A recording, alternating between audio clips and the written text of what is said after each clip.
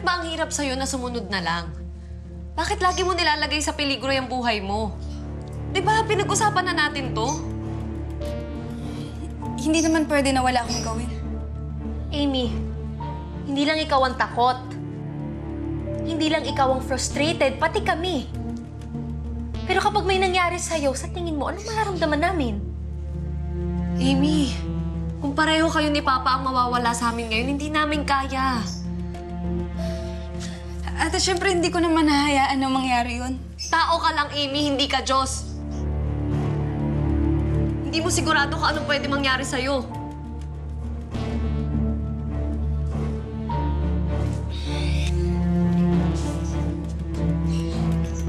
Hindi tayo dapat nag-aaway-away.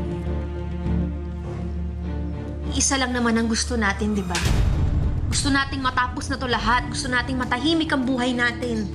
Gusto nating mabuo na tayo.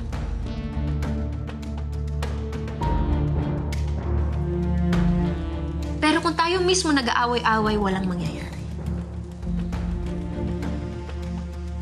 Kaya sige na, magpahinga muna tayo ngayon. Huwag natin sakyan ang galit ng isa't isa.